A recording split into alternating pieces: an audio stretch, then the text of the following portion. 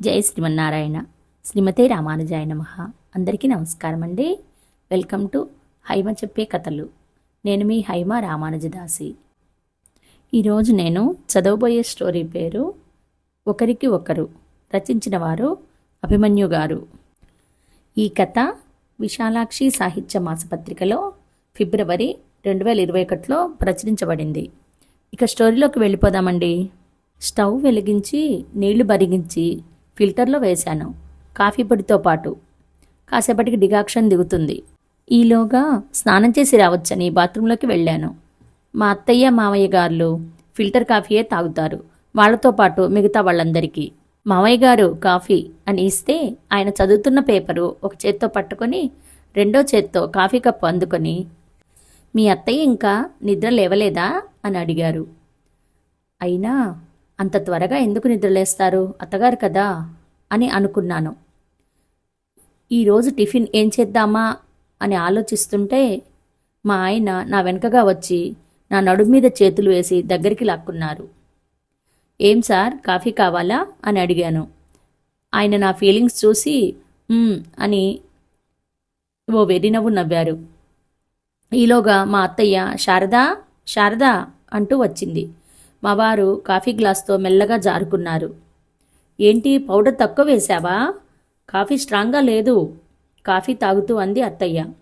అదేం లేదే, ఎప్పట్లానే వేశాను. అయినా అంత స్ట్రాంగ్గా తాగకూడదు అన్నాను. తాగినట్టు ఉండదు. సరి సరి, టిఫిన్ పూరీలు చెయ్యి, అలా ఆ చేత్తో నాకు కాస్త ఉప్మా చెయ్యి అని ఆర్డర్ వేసింది. ఇవన్నీ చేస్తూ కూర్చుంటే క్యారేజీలు ఎలా అవుతాయి? ఆయనకి క్యారేజీ, మధుకి బాక్సు, చంటోడికి బాక్సు. అంతగా కావాలంటే పూరీలు మీరు చూడండి, ఆ ఉప్మా ఏదో చేసి పెడతాను అన్నాను చిరాకు కనపడనీయకుండా. అలా అనేసరికి ఆవిడ గారికి కోపం వచ్చింది. నీ ఇష్టం వచ్చినట్లు చేసుకో అని రుసరుసలాడుతూ వెళ్ళిపోయింది. ఎంతైనా అత్తగారు కదా, కనీసం సహాయం చేద్దామని కూడా లేదు. వదినా అంటూ వచ్చాడు మధు, నా మరిది. మోకాళ్ళు దిగని చిన్న షార్ట్, జబ్బలు కనిపించే టీషర్టు, చెవుల్లో ఇయర్ ఫోన్స్, చేతిలో సెల్తో వచ్చాడు. చదివేది బీటెక్ సెకండ్ ఇయర్. చదువు ఎలా ఉన్నా కోతి చేష్టలు, డాన్సులు మాత్రం బాగా చేస్తాడు. ఏం కావాలి అడిగాను. బూస్ట్ ఊగిపోతూ అన్నాడు. అదిగో అన్నీ అక్కడున్నాయి, వెళ్ళి కలుపుకో అన్నాను. వదినా అంటూ రాగం తీశాడు. ఎంతసేపు ఆ సెల్ పట్టుకొని తిరుగుతావు, ఏం చదువుతున్నావో ఏంటో, కనీసం నీ పని అయినా చేసుకో అన్నాను అసహనంగా.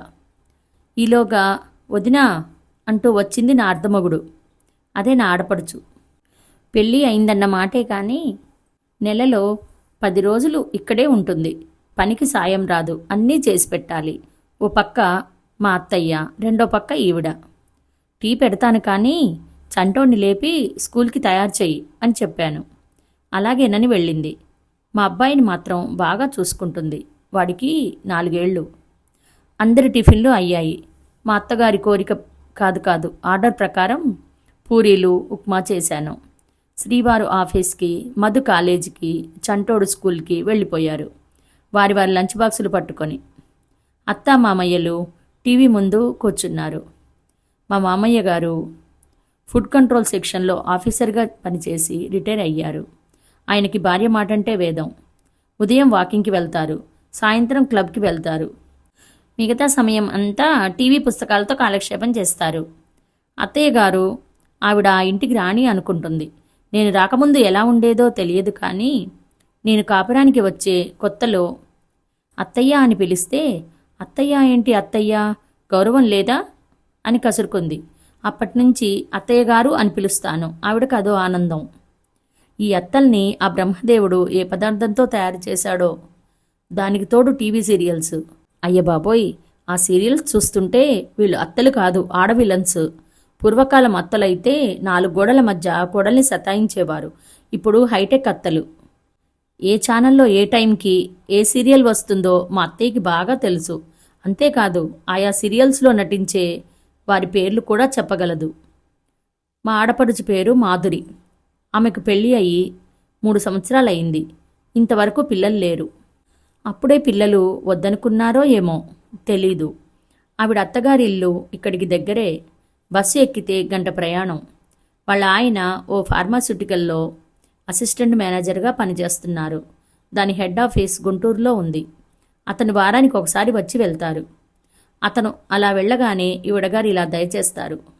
పెళ్లి చేసి ఏం సుఖం, మీ అమ్మాయిని మీ దగ్గరే ఉంచుకోండి అని మాధురి అత్తగారు మా అత్తయ్యతో అనడం తెలుసు. ఇప్పుడు సమస్య మాధురి, ఆవిడ గురించే మాట్లాడుకుంటున్నారు. నేనేదో మ్యాగజైన్ తిరిగేస్తూ ఒక చవి అటు వేశాను. అయినా ఉచ్చుక తాపుకోలేక చేతితో మ్యాగజైన్ పట్టుకొని డోర్ దగ్గర నిల్చున్నాను. చెప్పమ్మాయి, ఏం చేద్దాం? నువ్వు ఇలా తరచూ రావడం సరికాదు. గిట్టని వాళ్ళు ఏవేవో కామెంట్స్ చేస్తారు. ఆ మాటలు మేము భరించలేం. ఏం చేస్తే బాగుంటుందో చెప్పు అని అడిగారు మావయ్య. అయినా నీకు అంతా బాగానే ఉందిగా, మరి అల్లుడు అలా వెళ్ళగానే ఇలా వచ్చేయడం ఏమిటి? ఎంత ఇల్లు దగ్గరలో ఉంటే మాత్రం అలా వచ్చేయడమేనా? అందులోనూ ఎవరికీ చెప్పకుండా వచ్చేస్తావుట అంది అత్తయ్య. అక్కడ నాకు బాగా లేదు, నాకు వేరే కాపురం పెట్టించండి. మా అత్తయ్యతో నాకు కుదరడం లేదు, చీటికి మాటికి ఏదో ఒకటి అంటూనే ఉంటుంది అని చిరాగ్గా అంది మాధురి. అయితే అత్తలందరూ ఒకే స్కూల్ అన్నమాట అనుకున్నాను. అలా అంటే ఎలా? మనిషికి మనిషికి పడకపోవడమేమిటి? సంసారం అన్నప్పుడు ఇబ్బందులుండవా? మాట పట్టింపులు, మూతి విరుపులు సహజం. సర్దుకుపోవాలి. ఒక్కసారి మీ వదినను చూడు అన్నారు మామయ్య. ఇది మరీ బాగుంది, నన్నెందుకు మధ్యలోకి లాగుతారు? నేనేదో నా కోడల్ని రాచి రంపాన పెడుతున్నట్లు అని అత్తయ్య అందుకుంది. అబ్బా, మాట వరుస కన్నాన్లేవోయ్. అయినా ఈ అత్తల గురించి వేరేగా చెప్పేదేముంది? చూస్తున్నాం కదా సీరియల్స్, పుంకాను పుంకాలుగా. ముందు నీ ఫీలింగ్స్ ఆపి అమ్మాయి విషయం ఆలోచించు అన్నారు మావయ్య. రేపు అమ్మాయిని తీసుకుని వారింటికి వెళ్దాం. ఉద్యోగరీత్యా అల్లుడు గారు తిరగలేకపోతున్నాడని చెప్పి వేరే కాపురం పెట్టించమని అడుగుదాం. వాళ్ళు ఒప్పుకున్నా ఒప్పుకోకపోయినా బలవంతంగానైనా ఒప్పించాలి. ఎన్నాళ్ళని అమ్మాయి ఓర్చుకుంటుంది అని తీర్మానం చేసింది అత్తయ్య.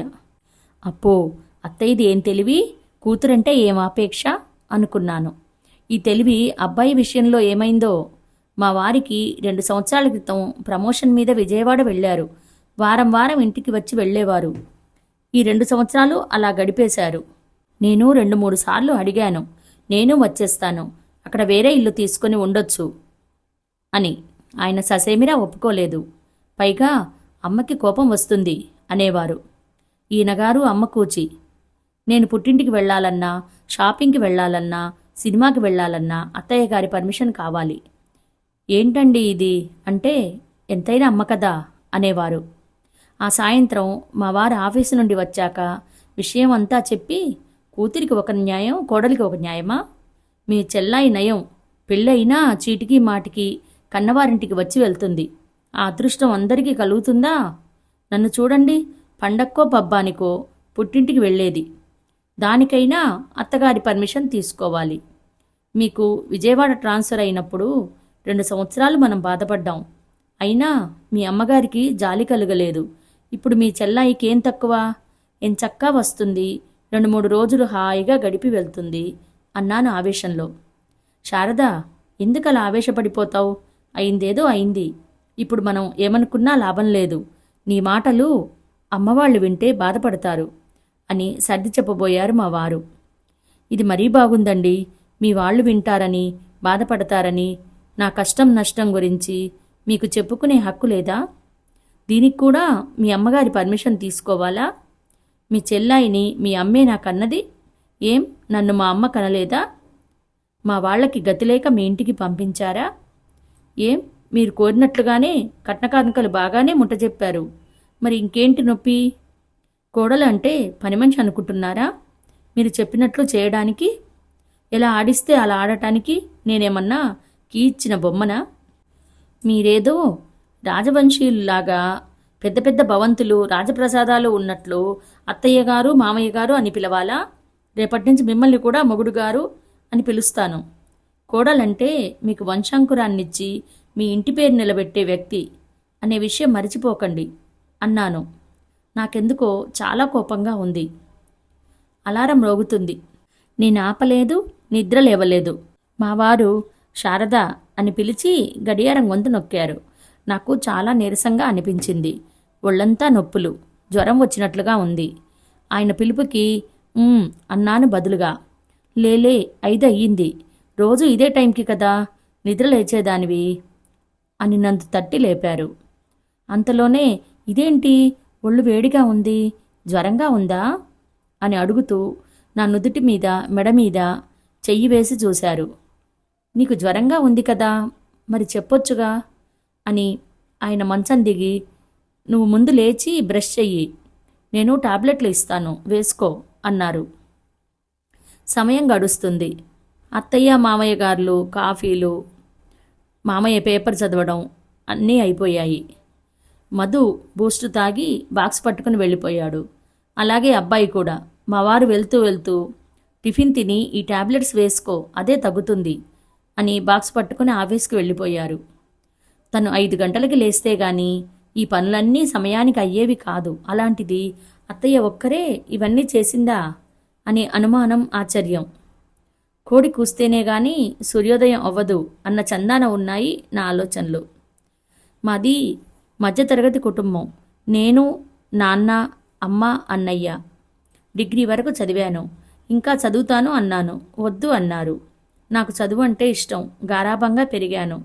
ఆడపిల్లవి అన్ని పనులు నేర్చుకోవాలి, ముఖ్యంగా వంట అని అమ్మ పదే పదే చెప్తుండేది. నేను వింటే కదా.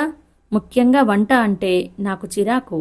ఈ వంట పని ఎవరు కనిపెట్టారో గాని వారిని గన్పెట్టి కాల్చేయాలనిపిస్తుంది. ఎంతో కొంత నేర్చుకోవే అని అమ్మ అనేది. అస్సలు వినేదాన్ని కాదు. పెళ్ళి అయింది. కాఫీ టీలు అయితే వచ్చు. అప్పుడప్పుడు నాన్నకి అన్నయ్యకి చేసి ఇచ్చేదాన్ని. ఇక వంట అనేసరికి గుండెల్లో రైళ్లు విమానాలు పరుగులు తీసేవి. కాళ్ళు చేతులు వణుకు. ఈ కూర అలా వండాలి, ఆ కూర ఇలా వండాలి అని మా అత్తయ్య ఆర్డర్లు. నాకేమో చేత కాదు. అలా కుడితిలో పడ్డ ఎలకలా అయ్యింది నా పరిస్థితి. ఒకసారి కూర మాడిపోయింది, ఇంకోసారి కూరలో కారం ఎక్కువైంది, ఇంకోసారి పప్పులో ఉప్పు ఎక్కువైంది. అలా నా అవస్థలు ఎవరికి చెప్పుకోను? అమ్మ మాట వినక ఈ తిప్పలు. ఏమ్మా, మీ అమ్మ నీకు వంటలు నేర్పలేదా? మరి అబ్బాయికి ఏం చేసి పెడతావు? ఆడపిల్లవి ఏదో చదువుకుంటే చాలదు, వంట వార్పు తెలియాలి అని అత్తయ్య చిన్నగా మందలింపు.